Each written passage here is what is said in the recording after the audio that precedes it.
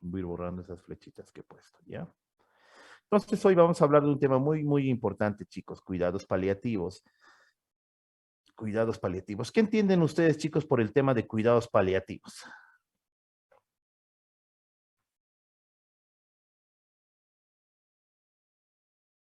Dar una mejor calidad de vida hasta la muerte. Muy bien, muy bien. ¿Alguien más, chicos? ¿Alguien más? No tengan miedo, este es el momento para emitir comentarios y con gustos São todos los... tratamentos que não se curam a enfermidade, pero melhora a qualidade de vida do paciente, diminuindo o dolor, por exemplo. Excelente, excelente. ¿Quién más? ¿Quién da más? ¿Quién da menos? Ayudar a que el paciente tenga una muerte digna también, doctor. Muy bien, muy bien, muy bien. Excelente. El concepto está claro. Chicos, penosamente nosotros, no sé cómo sea en Brasil, desconozco cómo sea en Brasil, pero al menos, acá en Bolivia hay una ley médica que es la 3131, que todos los que nos vamos a quedar a trabajar en Bolivia tenemos que conocer esta ley. La ley 3131 habla en relación a la atención médica y indica que una persona desde el momento que nace hasta el momento que muere tiene que tener la máxima atención médica. O sea, todo por el paciente, ¿no? Pero esta ley pues ha sido elaborada hace más de 30 años, cuando había enfermedades que todavía no eran tan frecuentes y una de esas era el cáncer. Si ustedes preguntan a sus abuelitos, pues muchos de ellos muy poco han escuchado de esto. Pero si ustedes preguntan a sus padres, un poco más. Y ahora, si ustedes mismos se preguntan a ustedes, muchísimo más. ¿Qué significa? Que cada vez el cáncer está creciendo en incidencia. Si ustedes recuerdan nuestra primera clase, habíamos dicho que por ahora es la segunda causa de muerte a nivel mundial. Pero se estima que para el 2030 sea la primera causa de muerte. Entonces, por encima del COVID, el COVID ha matado un cuarto de lo que ha matado el cáncer entre el 2019 hasta la actualidad. Y si ustedes evalúan y dicen muertes por COVID, tremendo, ¿no? O sea, viene a nuestra mente, oh, la pandemia, el fin del mundo, etcétera, ¿no? Pero si ustedes calculan las muertes en esos 3 años, es un cuarto de lo que ha matado el cáncer. O sea, nada. En un futuro, para el 2030, al ser la primera causa de muerte, pues los pacientes por cáncer van a estar mucho más presentes en todo lado. ¿Eso qué quiere decir, chicos? Que va a ser mucho más frecuente tener pacientes con cáncer en nuestros consultorios de medicina general, en los consultorios de medicina interna, ginecología, etcétera, hasta incluso en la materia que más les gusta a ustedes, hasta en la cátedra de oftalmología, ¿no? Entonces, es importante que ustedes sepan en qué momento evaluar al paciente y cómo evaluarlo, ya que esta ley nos orienta a que nosotros debemos dar todo por el paciente. Pero va a llegar un punto en el cual se va a hablar de un tema muy importante, que es la limitación terapéutica, chicos.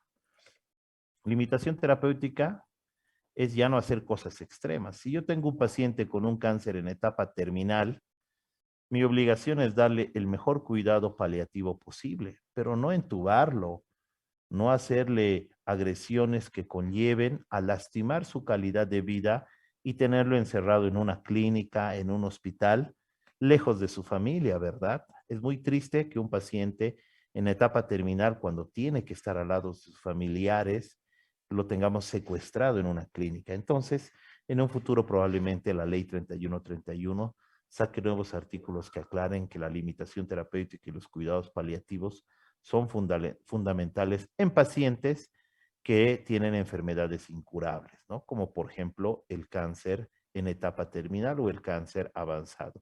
No obstante, no es lo mismo una persona sin cáncer, ¿no? Si yo tengo un paciente con una apendicitis aguda y tiene 80 años, ¿cuál es la conducta a seguir, chicos?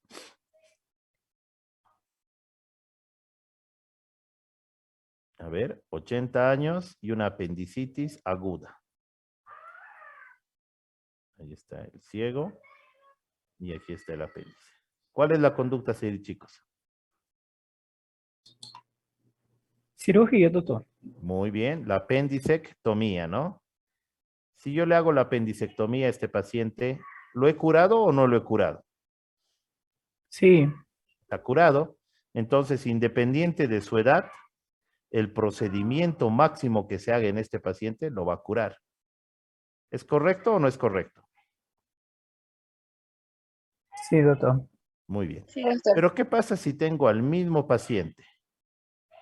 ¿Sí? Al mismo paciente que tiene un tumor gigante en el hígado con metástasis en el hígado, tiene metástasis en su cerebro, tiene metástasis en los pulmones por un cáncer de hígado. Este paciente no tiene cura, no se va a curar. Entonces, a este paciente valdrá la pena abrir, operar esto, darle quimioterapia, darle radioterapia, todo a la edad que tiene. Es un paciente que pesa 40 kilos, que ya no está comiendo, por la metástasis del cerebro, ya no habla, ya no se comunica. Entonces, ¿valdrá la pena hacer todo el máximo esfuerzo por este paciente? No. No, No, doctor. ¿verdad? ¿Por qué? Porque ya no le estoy generando un beneficio al paciente, sino con todo esto, ¿qué le estoy generando? Daño, lo estoy dañando. Entonces, la ley es bien contradictoria, nos dice, hazle todo, pero hay casos en los cuales hacerle todo ya no lo va a curar y al contrario, lo estoy dañando. Entonces, en ese grupo de pacientes, pues, los cuidados paliativos son el mejor camino. No obstante, hay que ser bien cautos al tomar esas decisiones con los pacientes, ya que, como les he dicho anteriormente, la ley todavía no está muy clara en relación a las medidas que tomar con estos pacientes. No solo en cáncer, chicos, ¿qué otra enfermedad incurable terminal conocen?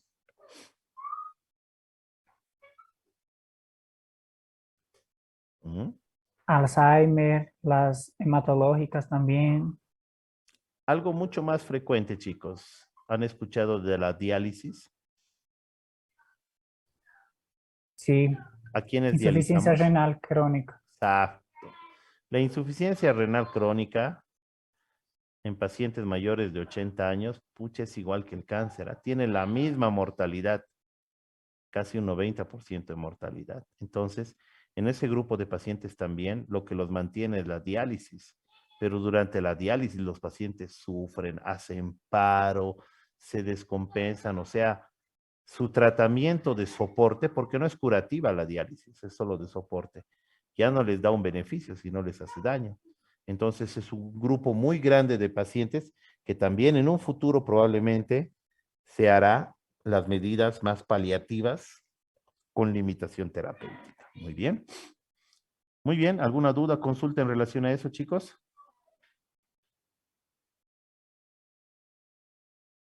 No, No, doctor. doctor. Muy bien. Entonces, hablemos un poco de un casito clínico muy interesante.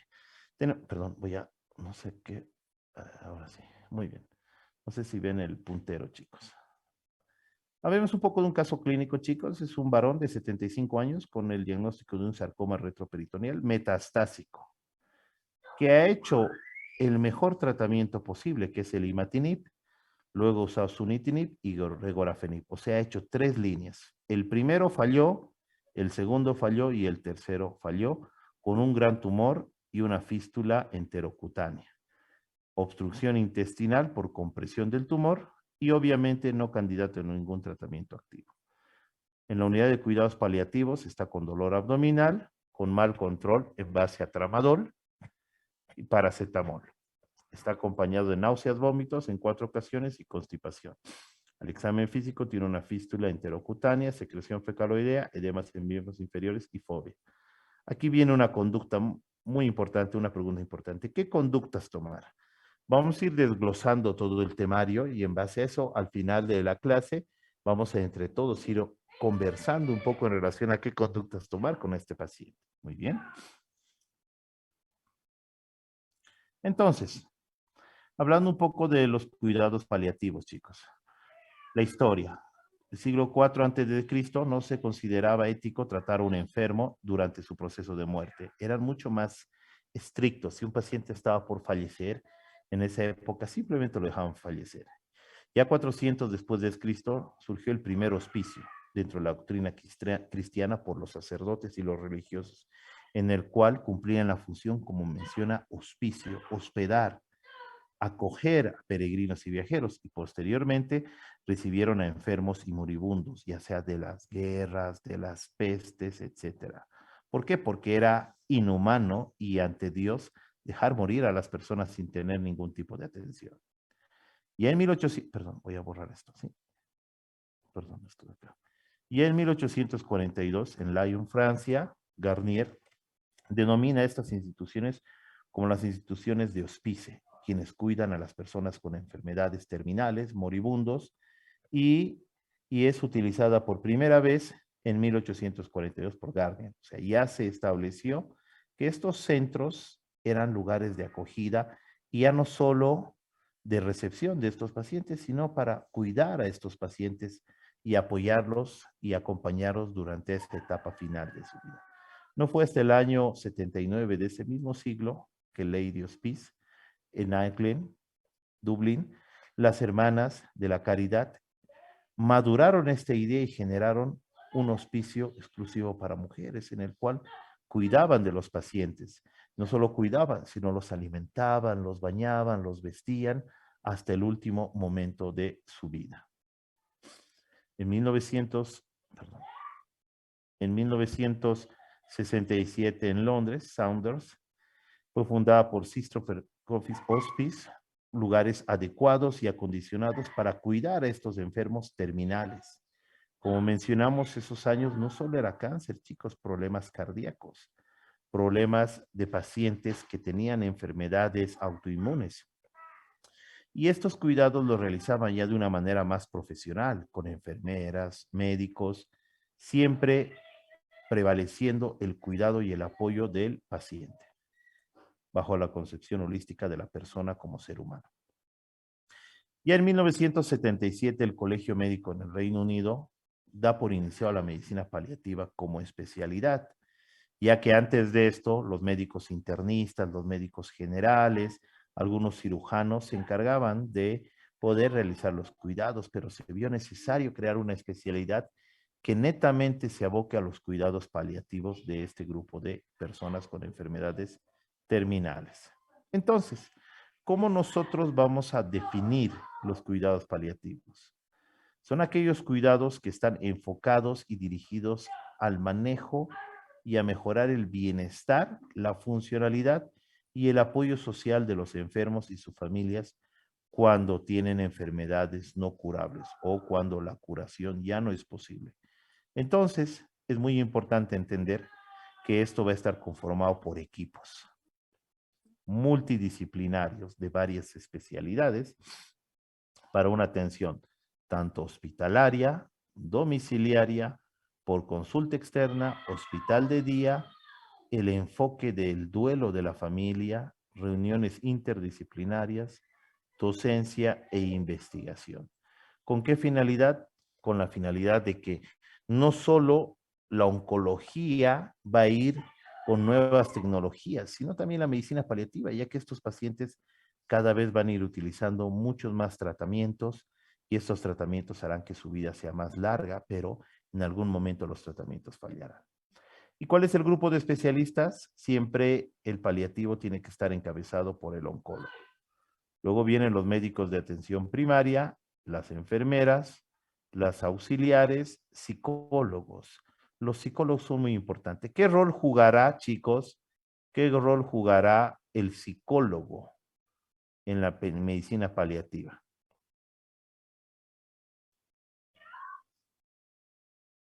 Muy bien, la contención del paciente, y no solo del paciente, sino de su entorno. ¿Y quiénes son su entorno, chicos?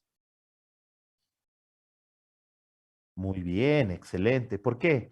Porque no es lo mismo recibir la noticia que tu papá que tiene 90 años está con un cáncer terminal, a recibir la noticia que tu hijo que tiene 15 años está con un cáncer terminal, ¿no?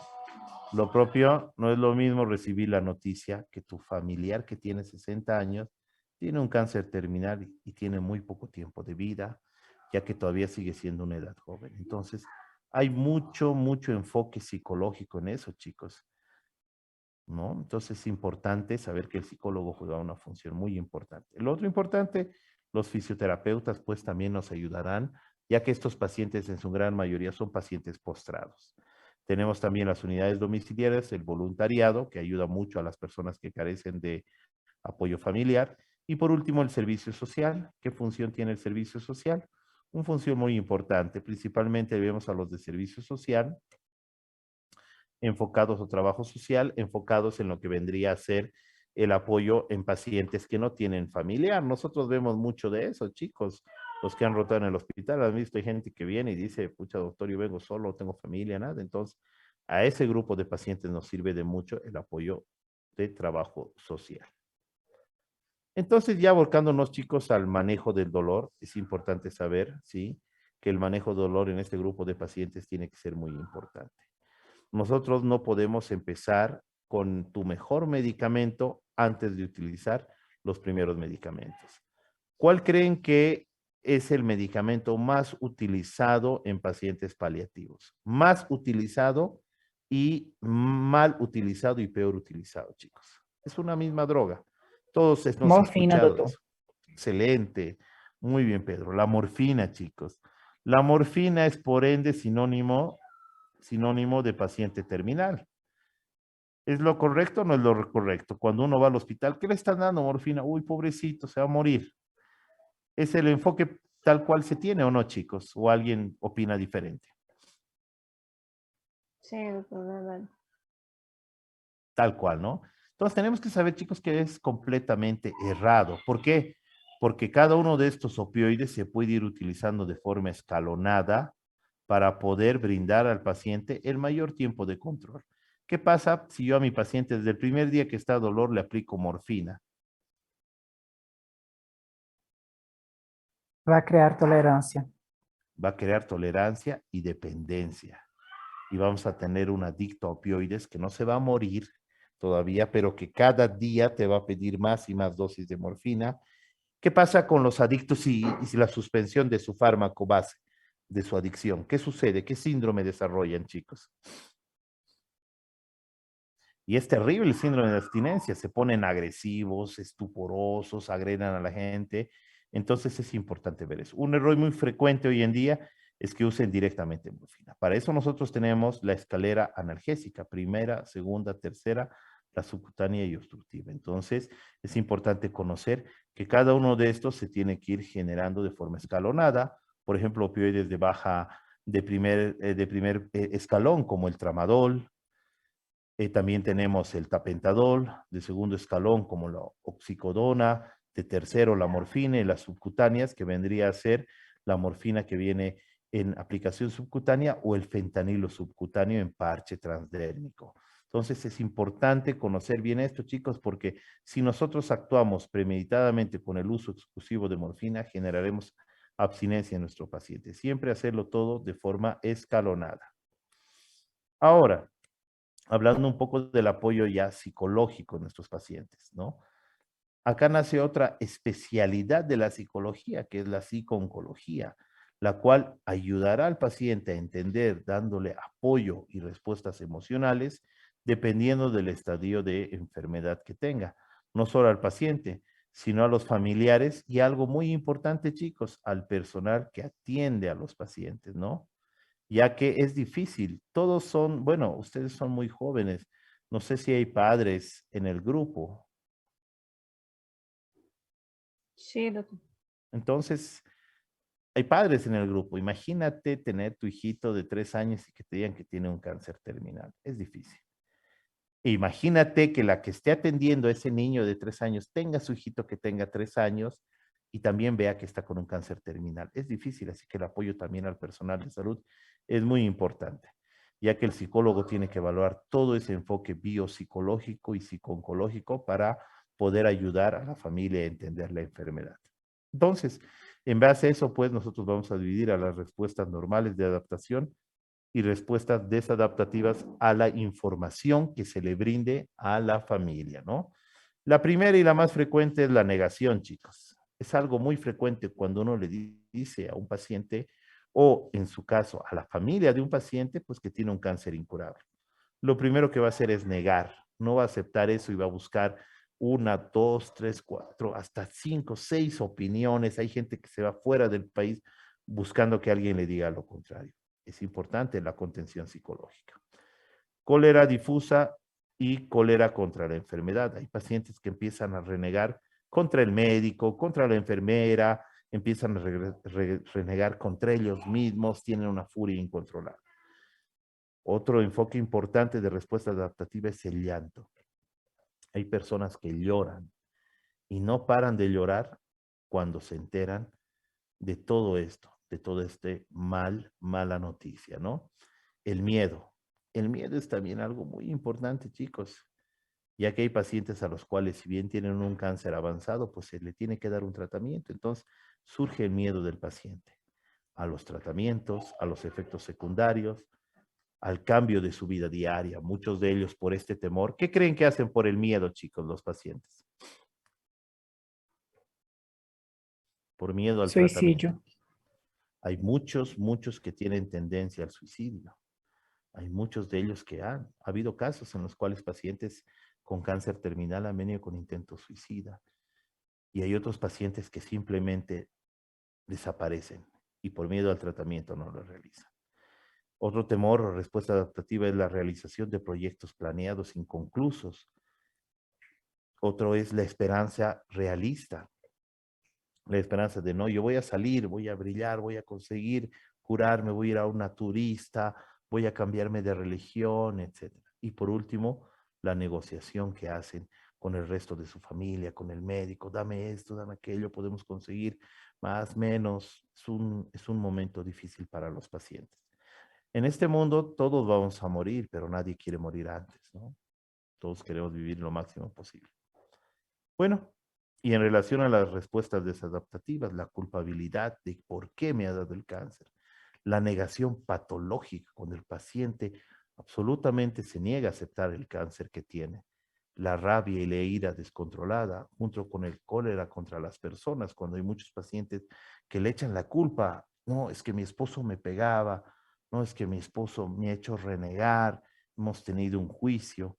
Crisis de llanto violento, cuando toda la familia empieza a llorar, la angustia, peticiones imposibles, cuando a veces al médico le dicen, doctor, inyécteme algo para que muera, desesperación y por último, algo muy frecuente, chicos, la manipulación, donde se tienen casos de parejas jóvenes en las cuales manipula la persona con un cáncer terminal a su pareja, incluso le obligan a casarse, obligan a muchas otras cosas, vender la casa, no quiero que vendas todo para que me cure y ese tipo de manipulaciones las cuales tenemos que apoyar a la paciente con la psico-oncología para que no cometa ese tipo de errores, ¿no?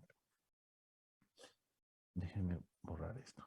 Entonces es importante el trabajo multidisciplinario, chicos, ya que sin un apoyo psicológico, pues el paciente entrará en una crisis, empeorará y definitivamente desarrollará una de estas etapas negativas con el cual complementará y generará mayor daño a su familia y a él mismo.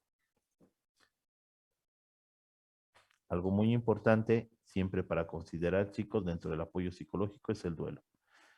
Es algo natural, chicos, a una pérdida de alguien o algo. Nadie quiere perder a un ser querido. ¿Es correcto o no? ¿O alguien de acá quisiera perder a un ser querido? No. No, dudo. Nadie. Entonces, obviamente, el duelo será difícil. Nadie está preparado para perder a un ser querido, pero con el tiempo ayudaremos a sobrepasar ese duelo. La conspiración del silencio, ocultar información, ya sea por parte del paciente a la familia o por parte inversa de la familia al paciente, es algo muy importante. Muchas veces la conspiración es lo que más nos indican los pacientes, nos dicen, oiga, por favor, quisiéramos que considere que nos pueda solo brindar información a nosotros. No queremos que nuestro hijo, que nuestro papá, que nuestra madre se entere que tiene. O viceversa, El paciente indica, ¿sabe qué, doctor? Cualquier cosa solo trata conmigo, no trate con nadie más. Entonces nosotros no podemos basarnos en la parte netamente subjetiva, tenemos que basarnos en las leyes. La ley indica que todo paciente tiene derecho por ley a saber qué enfermedad tiene, independiente que éste sea curable o no curable, ¿no? Entonces, es importante no caer en este juego, chicos, porque hay muchos familiares que insisten en no decirle, ¿no? Aclararle que no podemos permitir eso ya que no tiene un respaldo o sustento legal. Ya dentro del apoyo de la integración como tal, social, es muy importante que se tenga una buena comunicación con el paciente. El paciente tiene que estar al día y consciente de sus limitaciones y de sus capacidades. Tenemos que ayudar a que el paciente no entre en un aislamiento social y respetar siempre la decisión del paciente. Estos dos últimos son importantes, chicos, porque hay pacientes que entran en un cuadro tan depresivo que simplemente se encierran y no salen más. ¿Ustedes creen que la soledad en un paciente terminal sea una buena conducta? No. No, doctor. Definitivamente no. ¿Por qué? Porque ese tipo de conductas generará un malestar en el paciente, aislamiento y perturbación social. Y por último, siempre respetar las decisiones del paciente, por más que la familia, hay casos muy feos, chicos, hay casos donde tenemos pacientes de 90 años que viene a la familia y me dice, doctor, quiero que le haga quimioterapia. El paciente está premortem. Entonces se habla con el paciente y el paciente dice, no, doctor, yo ya he vivido 90 años. Yo ya no quiero someterme a nada, entonces respeta esa decisión. Muy bien. También es importante ser puntual en la información que se le dé al paciente, porque cada paciente es dueño de la información. Tiene que recibirla. También tiene el derecho a no saber, pero eso tiene que decirlo el paciente. Hay pacientes que dicen, doctor, a mí no me diga nada, hable con mi familia. Pero hasta no tener esa información brindada por el paciente debe recibir toda la información, ¿no? Tiene que ser bastante comunicativo la conversación con el paciente, ya que la comunicación le ayudará a entender bien qué tipo de enfermedad tiene el paciente.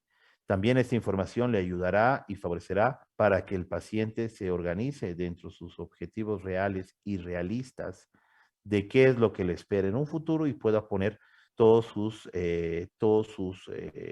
cosas o pendientes, los pueda culminar, ¿no? Entonces, también es importante perfilar los objetivos de la información. ¿Qué queremos decir?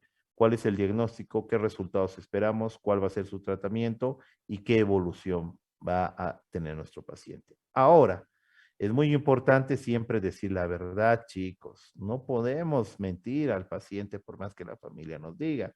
Hay muchos familiares que nos dicen, doctor, dígamelo nomás que es un tumorcito, pero parece que no es malo. Hay otros que nos dicen, doctor, dígale que no es quimioterapia lo que le va a poner, que solo le va a poner unos sueritos, ¿me entienden? Eso no es permitido porque mentir atenta contra la dignidad de la persona. También es importante ser cauto al momento de darle información, darle una información que el paciente o una verdad soportable. ¿Por qué? Porque chicos, ¿qué opinan ustedes? Si viene un paciente y yo de entrada le digo, señor, se va a morir. ¿Cómo creen que pueda asumir esa información el paciente? Mal. El paciente lo va a tomar de mala manera. El paciente dice, pucha, si estoy muerto, ¿qué estoy haciendo? Entonces, también hay que ser muy puntuales dándole información, basándonos en una verdad soportable. Informar siempre claro y sencillo al paciente, frases cortas para no confundir al paciente, animar al paciente. ¿Por qué? Porque si viene un paciente con un cáncer avanzado y luego ya se va a morir, no hay nada que hacer, ni modo, etcétera, etcétera, pues el paciente va a decir, bueno, ya estoy muerto, no me hagan nada, lo cual es erróneo, ¿no? Escoger siempre el espacio adecuado para dar información, no se puede dar información en un pasillo y siempre que se brinde la información debe hacerse con mucho cuidado y siempre con mucha sutileza, ya que el paciente tiene que saber absolutamente todos los detalles, pero siempre dar algún tipo de apoyo al paciente, nunca quitándole la esperanza, ¿no? ¿Por qué? Porque, como dicen, nunca se pierde la esperanza. ¿Es correcto o no, chicos? Sí. Correcto, doctor. Muy bien. Pasémonos, chicos, ahora al apoyo nutricional. Es muy importante en estos pacientes en etapa terminal darle el apoyo nutricional. ¿Por qué? Porque muchos de estos pacientes, debido al cáncer, van a tener una pérdida de peso bastante marcada. Los cánceres o los pacientes que tienen el mayor porcentaje de pérdida de peso por su cáncer son los cánceres gástricos, casi en un 85%, seguido de los cánceres de páncreas, cáncer de pulmones, cáncer de próstata, colon, los linfomas, sarcomas. Y los cánceres de mama hasta un 36%. Entonces, en ese grupo de pacientes, pues nosotros tenemos que hacer un apoyo nutricional, porque si algo, ¿cómo ven ustedes a un paciente con cáncer terminal, chicos? ¿Cómo lo han visto ustedes en el consultorio cuando veíamos a los pacientes terminales? Caquético, ya súper magro. Caquéticos. Exacto, caquéticos, desnutridos. Entonces son pacientes los cuales el cáncer los está consumiendo y tenemos que apoyarlos con nutrición para que puedan mejorar.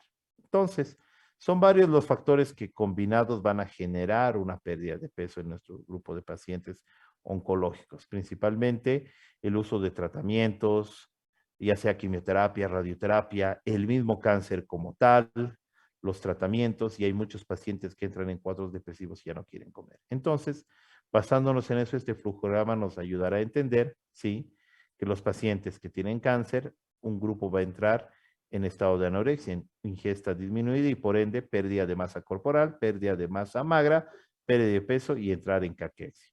Los tratamientos, ya sea de quimioterapia y radioterapia, generarán malabsorción en este grupo de pacientes y los llevarán a una pérdida de masa magra, grasa corporal y caquexia.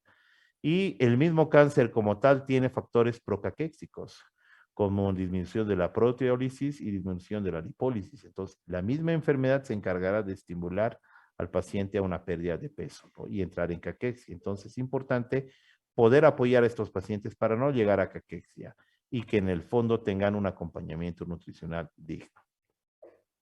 Ahora, perdón, voy a borrar esto.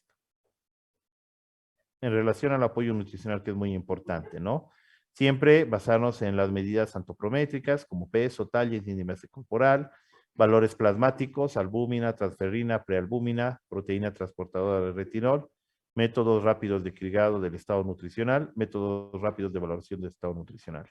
En base a eso, nosotros podemos ver cuándo el paciente necesita nuestro apoyo. Si el paciente tiene un intestino funcional, el paciente podrá tomar y estimularse los suplementos nutricionales. Si el paciente tiene un intestino que no está adecuado, tendremos que buscar alternativas de nutrición. No podemos dejar al paciente morir de hambre, ¿verdad? Eso es más inhumano. Buscaremos tipos de nutriciones. Si no tenemos nutrición oral, ¿qué tipo de nutrición podemos emplear, chicos? Parenteral y gastrostomía. Muy bien. Nutrición parenteral y en casos que tenga tumores de esófago obstructivos, una gastrostomía, ¿no? En este grupo de pacientes veremos la opción de usar nutrición parenteral periférica o nutrición parenteral. Y en el caso de que tengan tumores que no permitan el paso adecuado de los alimentos, utilizaremos pues sondas nasoenterales y enterostomías, como mencionó su compañero Pedro, una gastrostomía, ¿no? Y algunos fármacos como los corticoides y el megestrol que ayudan a combatir la anorexia en este grupo de pacientes. ¿Por qué es importante, chicos? ¿Qué pasa si el paciente no se alimenta bien? ¿Qué sucede con el paciente? Es caquéctico. En pocas palabras, termina con tanta desnutrición que hasta pareciera una película de terror, ¿verdad? Si ustedes se acuerdan de los que hacemos práctica, hemos visto pacientes caquéxicos con un estado condicional y nutricional muy, muy malo. Y estamos por terminar las diapositivas, chicos. Tenemos acá una diapositiva que va a mencionar el apoyo, perdón, voy a anotar esto acá, el apoyo espiritual que tenemos que dar a este grupo de pacientes. Es muy importante porque responde a una interrogante existencial del paciente. Le vamos a ofrecer alternativas de desahogo espiritual que el paciente las necesite en ese momento. Es importante respetar las creencias del paciente y de la familia, chicos. En quienes vemos muy frecuente esto de lo que vendría a ser las creencias del paciente y la familia. ¿Qué religión, no sé si aquí en el grupo hay alguien, pero qué religión no permite las transfusiones?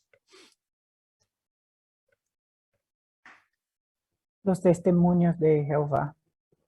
Los testigos de Jehová, muy bien. Entonces, imagínate tener un paciente con cáncer de estómago que tiene una hemoglobina de 4. ¿Cuál es su indicación en este paciente, chicos? Transfusión, doctor. Exacto, tenemos que transfundirle sangre por lo menos para sobrepasar el valor de 7 miligramos por decilitro. Pero ¿qué pasa si tu paciente es testigo de Jehová? Pues en él tendremos que ser más cautos, ya que hay que respetar su creencia. Buscaremos alternativas como eritropoyetina, Ferrier, iorodeslattomaltosa, etcétera, ¿no? Pero siempre respetando la decisión del paciente y la familia. El paciente es autónomo, chicos, de su cuerpo. Nadie puede hacer algo en contra de un paciente.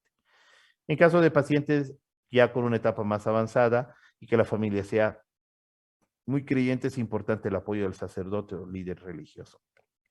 Muchas veces hemos tenido pacientes los cuales han preguntado, doctor, quisiera que venga mi sacerdote o el párroco o quien es el encargado de mi iglesia para que él pueda darle los últimos óleos, le dé una misita, etcétera. Tenemos que respetar eso porque es importante que el paciente tenga, más aún si es creyente, ese tipo de apoyo por parte de la parte religiosa, ¿no? Y lo otro importante, no imponer creencias, chicos, la religión es de cada uno, nadie tiene el derecho de poder imponer algo a un paciente, ¿no? Siempre respetando la parte religiosa. Entonces, chicos, ya estamos de retorno con nuestro paciente. 75 años, un sarcoma metastásico que ha progresado a los 3 tratamientos más actuales y potentes del mundo. O sea, ha fallado a todo. Tiene un gran tumor que le ha generado una fístula, está subocluido, está en cuidados paliativos, está con tramadol y está con bastante sintomatología. Entonces, en el paciente, les pregunto a ustedes, chicos, ¿valdrá la pena entrar, operar e intentar sacar este tumor? No. ¿Valdrá la pena si el paciente se pone mal pasar a terapia intensiva y entubarlo? Mm, También no, doctor. No, ¿verdad? Entonces, en este paciente, la única medida paliativa que podemos tomar, sí, es conversar con el cirujano, tratar de ver de que le puedan hacer una ostomía de descarga, una colostomía o una ileostomía para contrarrestar la fístula y la suboclusión intestinal, nada más. No operar el tumor, simplemente paliativamente ver la opción de operarlo y si el tramador ya no le genera alivio, escalar al siguiente analgésico que vendría a ser la oxicodona. Y si en un futuro la oxicodona no le ayuda, subiremos pues ya a morfina de forma endovenosa. Y ya cuando el paciente esté en una etapa final, procuraremos en este paciente simplemente hacerle una pseudoanalgesia paliativa en las últimas horas de vida. Nada heroico, nada fuera de lo normal, ni nada que le genere daño al paciente. Netamente un enfoque paliativo. Entonces, ¿cuáles son los objetivos, chicos, de este paciente? Control con morfina, náuseas, vómitos, el manejo médico y lo más importante, hablar con la familia e indicarles que el paciente ya está en la etapa final de la vida y que va a fallecer. Bueno, chicos, no era un tema largo. Gracias. Nos hemos tomado un tiempito para ir conversando más de la parte paliativa. Permítame, voy a borrar esto. Entonces, es un tema sencillo, es un tema corto, no obstante, es un tema que a todos nos tiene que servir para poder entender que los cuidados paliativos es algo que se va a ver con mucha frecuencia.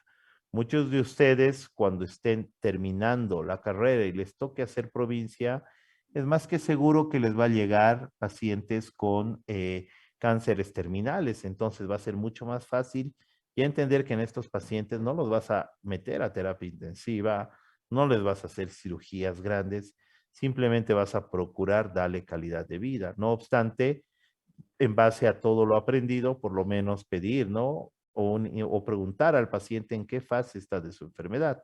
Si el paciente les dice, mi oncólogo o mi cirujano oncólogo me ha indicado que ya no hay nada que hacer, no desesperarle y darle atención primaria de salud o de segundo nivel en el centro que estemos. Ahora, si vemos que es necesario transferirlo, pues transferirlo a otra institución. Pero Mayormente los pacientes paliativos son pacientes que tienen que estar cerca a casa. ¿Por qué? Porque trasladarlos de lugares a lugares muy distantes, pues les quita la calidad de vida. Por ejemplo, cuando a ustedes les toca hacer provincia y bueno, no sé, casi la mayoría no conoce, pero ¿qué tal si les toca un lugar muy lejos, como por ejemplo el trópico, como Ibirgarzama, que está a 3 horas de Cochabamba? Y imagínense trasladar a un paciente en etapa terminal, ahí no sería lo correcto, ¿no? Le generaríamos un daño y un malestar. Entonces es importante conocer que estos pacientes no necesitan ese tipo de atención, lo que necesitan es cuidado en lo más próximo a su casa, ya que también les va a permitir al menos estar con su familia y compartir esa última etapa con su familia, ¿no? Sí, Bien. doctor.